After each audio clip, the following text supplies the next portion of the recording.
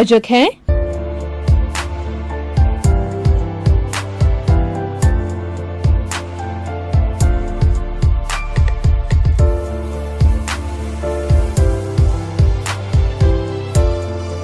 श्रोतागण, channel 24 news plus में के विशेष कार्यक्रम पुनरुत्थान में आप सभी का स्वागत है, अभिनंदन है, सत्कार है।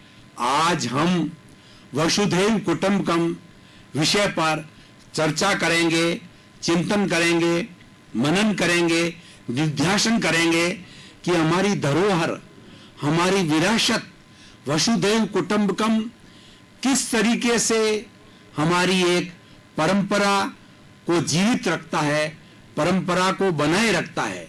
वसुधैव कुटुंबकम का अर्थ है कि सारी पृथ्वी एक परिवार की तरह है। जिस किसी भी गांव में हम रहते हैं, उस गांव के अंदर गलियां होती है, मोहल्ले होते हैं और उसके बाद घर बने हुए होते हैं। तो वसुधैव कुटुंब का मतलब यह है कि पूरी पृथ्वी एक गांव की तरह है, एक घर की तरह है, एक परिवार की तरह है। देखिए बंधुओं, हमारी कितनी बड़ी ऊंची सोच है, यूनिवर्सलाइजेशन ऑफ कॉन्शियसनेस है हमारी। ये हमारे देश के ऋषि मुनियों की संस्कृति है, जिन्होंने इस धरती को वसुधैव कुटुंबकम कहा, यानी पूरी धरती जो है एक परिवार की तरह है, एक गांव की तरह है, एक घर की तरह है। बंधुओं, आज हम जिस युग के अंदर जी रहे हैं वह युग ग्लोबलाइजेशन का है, प्राइवेटाइजेशन का है, लिबरलाइजेशन का है। ये ग्लोबलाइजेशन है, उसी का ये ग्रुप है। आज विज्ञान ने पूरे विश्व को, पूरी सृष्टि को एक वसुधैव कुटुंबकम के रूप में जोड़ दिया है। मैं ये बात कहूं कि हमारे ऋषि मुनियों की या ईश्वर की जो भारत का वसुधैव कुटुंबकम का जो हमारा पद्धति है, उसको आज विज्ञान ने साकार किया है। वसुधैव कुटुंबकम 5-10 हजार साल पहले मान लिया गया था और अब विज्ञान 100, 200, 300 वर्षों में अब आया है, उसने ये सिद्ध करके बताया है। बंधुओं, वसुधैव कुटुंबकम की कुछ मूल्य होते हैं।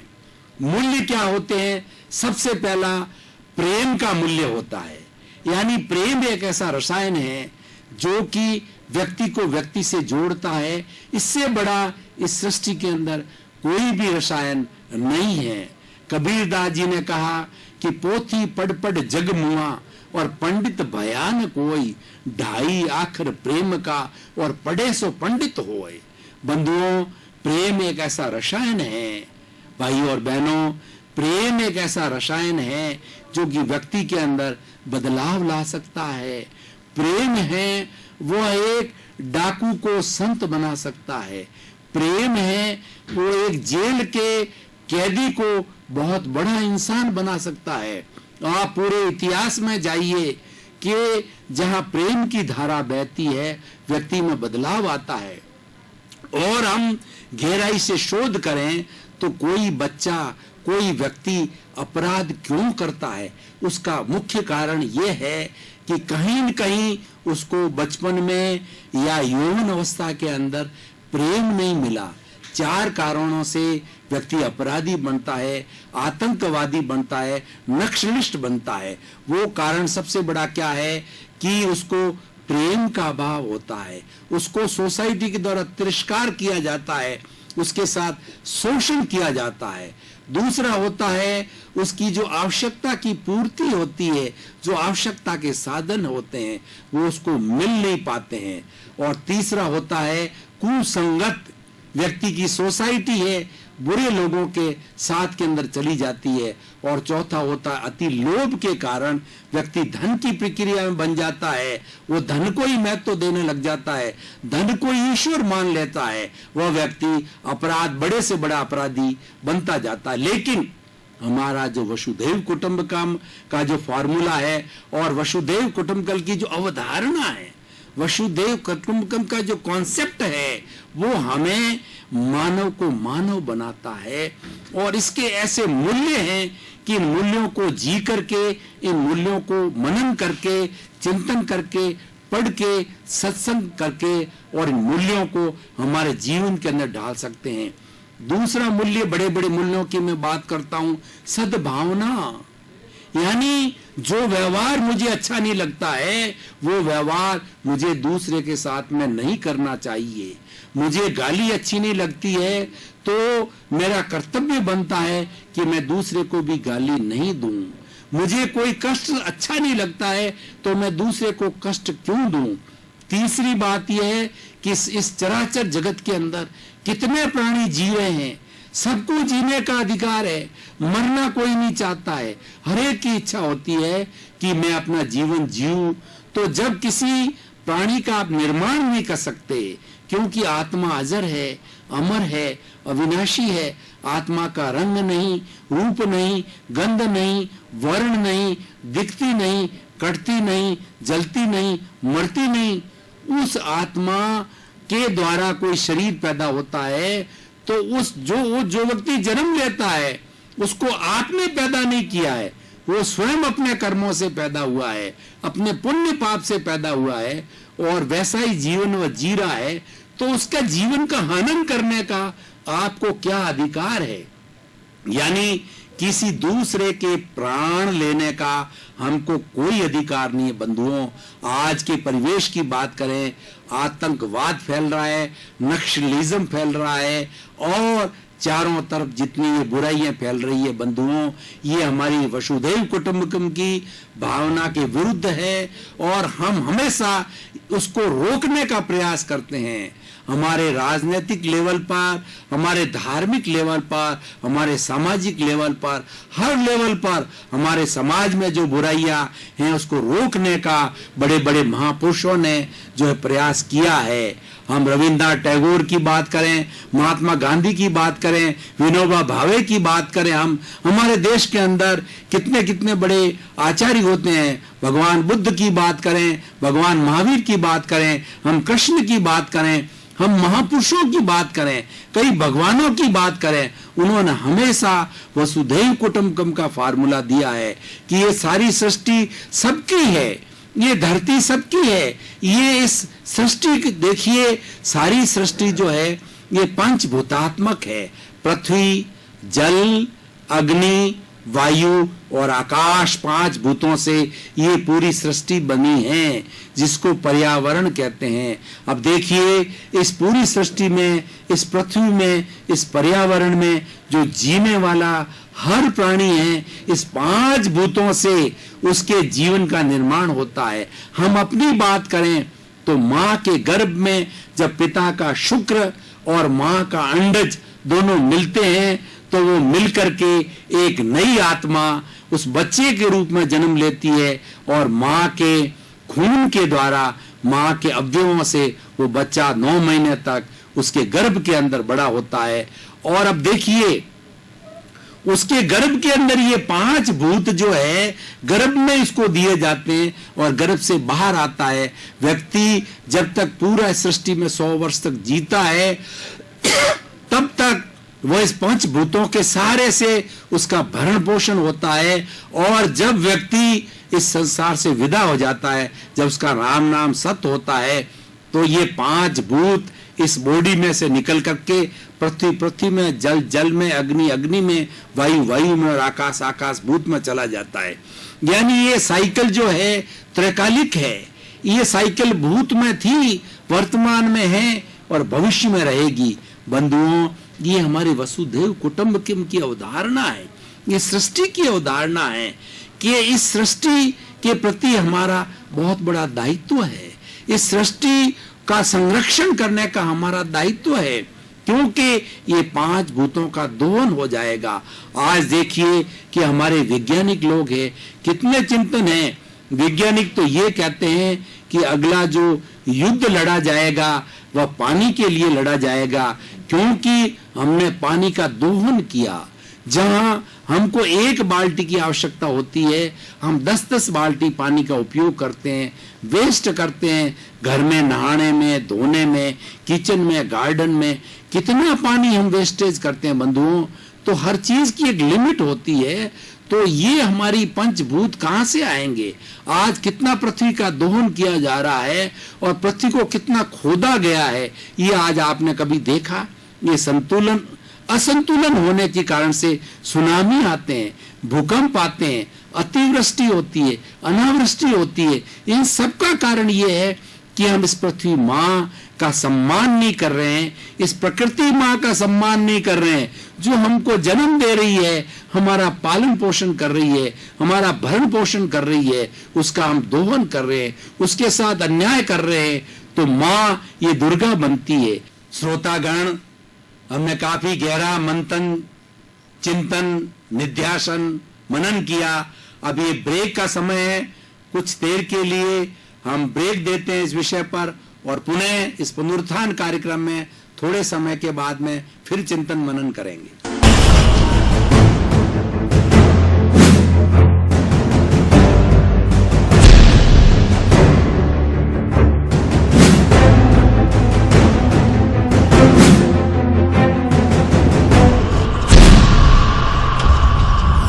के बाद में श्रोतागण, चैनल 24 न्यूज प्लस में आप सभी का पुनः स्वागत सत्कार करते हुए आज के इस विषय के ऊपर फिर हम चिंतन करते हैं, क्योंकि हमारी संस्कृति के चिंतन बहुत गहरे हैं। जितना जितना चिंतन करेंगे उतना उतना नवनीत निकलेगा। हमारी जो जननी है, उस जननी के 3 रूप कहे जाते हैं। एक लक्ष्मी का रूप है, दूसरा सरस्वती का रूप है और तीसरा का दुर्गा का रूप है। यानी वही स्त्री जब लक्ष्मी के रूप में होती है तो हमको भौतिक समृद्धि देती है, हमको आध्यात्मिक समृद्धि देती है, और वो लक्ष्मी जो है हमें मोक्ष तक ले जाती है। और वही हमारी जननी, वही हमारी माता जब जाकर के वो सरस्वती का रूप धारण करती है तो हमें ज्ञान देती है। वो मैं आज एक छोटा सा अदना सा व्यक्ति आपके सामने, एक तुच्छ व्यक्ति, एक अज्ञानी व्यक्ति आपके सामने ये बात जो रख रहा हूं, चिंतन मनन कर रहा हूं, ये सरस्वती माँ की कृपा से हो रहा है। सरस्वती माँ मेरे दिमाग के अंदर अच्छा चिंतन डाल रही है, वो चिंतन मैं आपके सामने प्रस्तुत करता हूं। और वही माँ, वही लक्ष्मी माँ और वही सरस्वती माँ जब उसके साथ अन्याय होता है तो वो दुर्गा का रूप, चंडी का रूप धारण कर लेती है और वो अच्छे से अच्छे योद्धा, अच्छे अच्छे राक्षस को परास्त करती है। तो बंधुओं, ये वसुधैव कुटुंबकम की अवधारणा है कि ये सारी सृष्टि एक माँ है।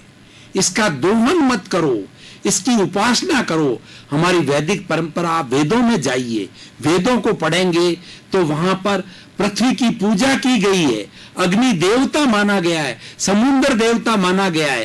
यानी हमारे प्रतिदिन काम में आने वाले जो जो साधन है उसको दैविक रूप दिया गया है, उसकी पूजा की जाती है, उसको पूजनीय माना जाता है। ये वसुधैव कुटुंबकम की फार्मूला है।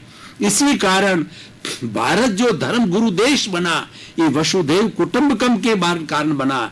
ये हमारी स्वयं की कृति है। जब हम योग की चर्चा करेंगे, योग भारत की संस्कृति है, उसी तरीके से वसुधैव कुटुंबकम हमारी अवधारणा है। बंधुओं, मैं तो बार बार आपको बताता हूं भाई और बहनों कि हम कितने भाग्यशाली हैं कि हमने आर्य देश में जन्म लिया, हमने भारत में जन्म लिया, जहां पर पत्थर पूजे जाते हैं। पत्थर को वहां पे मूर्ति का रूप देकर उसको प्रतिष्ठा करा करके उसको ईश्वर का रूप दिया जाता है, और सुबह शाम उसी जो है हम मूर्ति के सामने उसको भगवान मानकर उसको पूजते हैं, उसका ध्यान करते हैं, उसकी मनोकामना करते हैं, उसको जीवन में धारण करते हैं, उससे मांगते हैं कि हे मेरी माँ, हे मेरे देवता, आप मेरे जीवन को अच्छा बनाना, मेरे जीवन को ऐसा बनाना कि मैं समाज की सेवा कर सकूं, और मेरे जीवन में जितनी बुराइयां हैं वो आपके चरणों के अंदर मैं समर्पित करता हूं। एक अच्छा इंसान बन करके मैं समाज की सेवा कर सकूं। बंधुओं, वसुधैव कुटुंबकम एक गुणों का पुंज है, एक पूरा गुणों का सागर है, और इसके अंदर मोती है। वसुधैव कुटुंब के अंदर मोती भरे पड़े हैं, इसीलिए उन मोती को ढूंढने वाला चाहिए। उस मोती को ढूंढने के लिए हमें गहरे जाना पड़ेगा। गहरे का अर्थ ये कि वसुधैव कुटुंबकम की हमारी जो परंपरा है, हमारा जो ये थ्योरी है, हमारा जो कॉन्सेप्ट है, हमारा एक सिद्धांत है, उसको हम पढ़ें और उसका हम विवेचन करें। और विवेचन करने के बाद के उसको सबसे बड़ी बात है कि जीवन के अंदर हमारा उसको धारण करें। उसका नाम है मानवीय मूल्य कहलाते हैं। आज इस ग्लोबलाइजेशन के युग के अंदर ये कहा जाता है, हमारा वसुधैव कुटुंबकम क्या कहता है कि one earth, one sky, one religion, one god, one religion. What is that religion? That is मानव धर्म। यानी सबसे बड़ा धर्म है मानव मानव के काम आए, और यही मानव नर से नारायण बनता है, जिसको आज हम ईश्वर की संज्ञा देते हैं। वही देखिए मनुष्य जीवन की सार्थकता सभी धर्म ग्रंथों में वसुधैव कुटुंबकम की अवधारणा के अंदर बताई गई है कि मानव जीवन सर्वोत्तम जीवन है। मानव जीवन इस सृष्टि का उत्कृष्ट प्राणी है, क्योंकि मानव के अंदर ऐसे मूल्य हैं, उसका ऐसा विकसित दिमाग है कि वो चाहे तो इस सृष्टि के अंदर एक स्वर्ग बना सकता है। और आप युद्ध की बात करें तो बंधुओं, भाइयों और बहनों, श्रोतागण, वो युद्ध सबसे पहले किसी राक्षस के दिमाग में, किसी बड़े राजा के दिमाग में, किसी बड़े प्रेसिडेंट या प्राइम मिनिस्टर के दिमाग के अंदर वो युद्ध जन्म लेता है, तब युद्ध आता है। पहला विश्व युद्ध, दूसरा विश्व युद्ध क्यों लड़ा गया?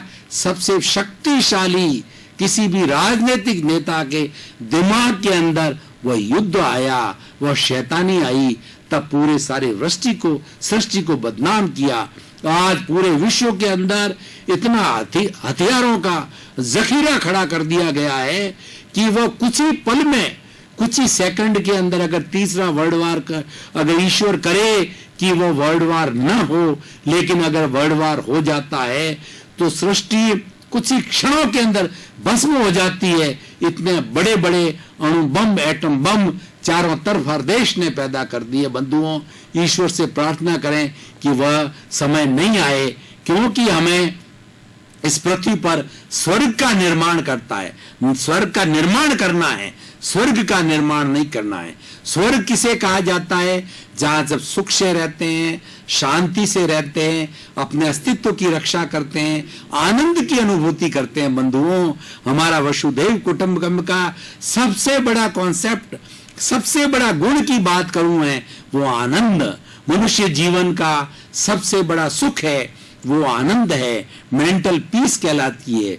आज व्यक्ति कितना ही बड़ा धनी हो जावे, अरबों रुपए इकट्ठी कर ले, चाहे देश का प्रधानमंत्री बन जाए, चाहे विश्व का बड़ा से बड़ा व्यक्ति बन जाए, लेकिन उसके मन दिमाग के अंदर शांति नहीं है, तो वह व्यक्ति, उसका जीवन नरक का जीवन है। और एक साधारण व्यक्ति, झोंपड़ी में रहने वाला व्यक्ति अगर संतुष्ट है तो वह सबसे बड़ा आनंदमय जीवन है। इसलिए संतोषम परम सुखम हमारी वसुधैव कुटुंब परंपरा में कहा गया है कि संतुष्ट रहने वाला संतोषी ही परम सुख को प्राप्त करता है। बंधुओं, संतोष की बात करें तो अर्थ यह है कि मैं इस सृष्टि से धन का या अन्य सामग्री, उतनी सामग्री का संग्रह करूं, उतनी सामग्री को इकट्ठा करूं जो मेरे लिए, मेरे परिवार के लिए आवश्यक है। उससे अतिरिक्त मैं संग्रह न करूं, इस सृष्टि का अतिरिक्त दोहन न करूं। ये वसुधैव कुटुंबकम की अवधारणा है।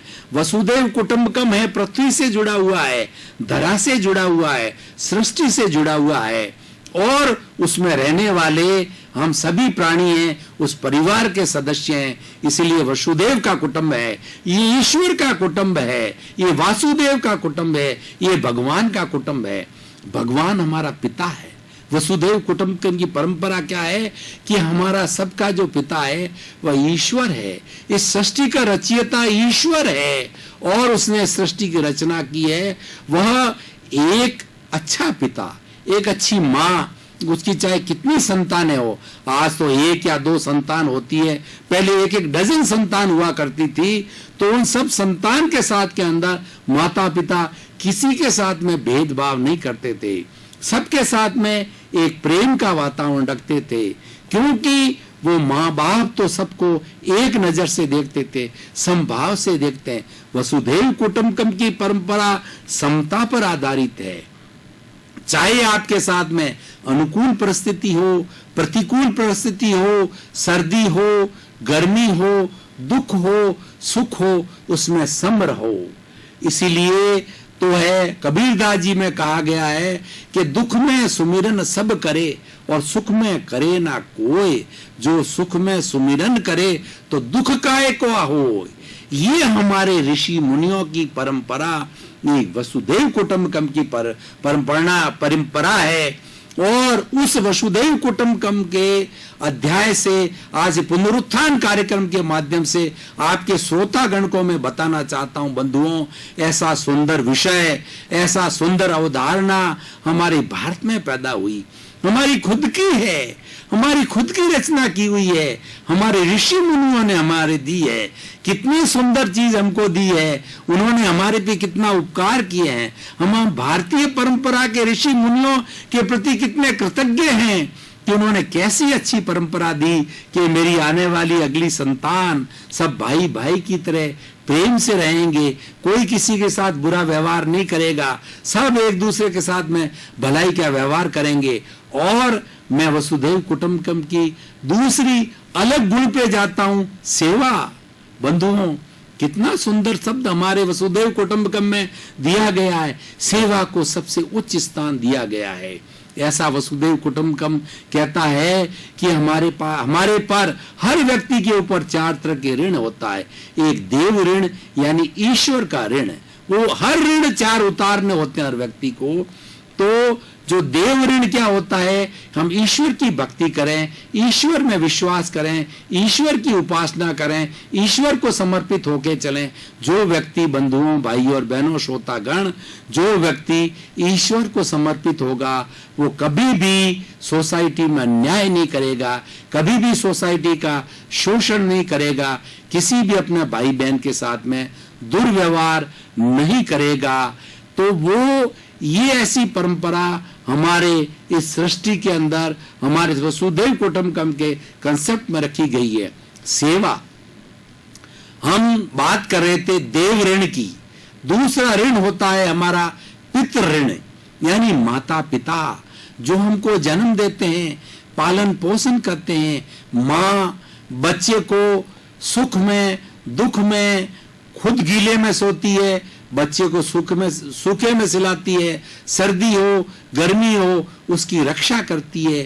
और पिता है एक छाते की भांति, अम्ब्रेला की भांति जो है बच्चे का रक्षण करता है, उसको पढ़ाता है, उसको लिखाता है और हर वक्त ये चिंतन करता है कि मेरा बेटा मेरे से। इसीलिए हमारी वसुधैव कुटुंबकम की परंपरा में कहा जाता है कि बेटा है वो बाप से सवाया होना चाहिए। बाप बड़ा प्रसन्न होता है कि जब बेटा उससे आगे निकल जाता है। बाप वकील होता है, बेटा जज होता है, हो जाता है, तो उस बाप को कितनी खुशी होती है। ये हमारी जो वसुधैव परंपरा कहलाती है। तो हमारा पितृ ऋण, देव ऋण, पितृ ऋण और तीसरा जो ऋण होता हमारा समाज का ऋण। समाज का ऋण बंधुओं बहुत बड़ा ऋण होता है। जब बच्चा जन्म लेता है तो उसको पहचान कौन देता है? उसको समाज देता है। उसको नाम कौन देता है? समाज देता है। श्रोतागण, आपने बहुत स्थिरता रखी और आज वसुधैव कुटुंबकम के इस चिंतन को बहुत गहन बनाया। अब हम हमारे इस कार्यक्रम को, हमारे इस चिंतन को यही विराम दे रहे हैं। के प्रायोजक हैं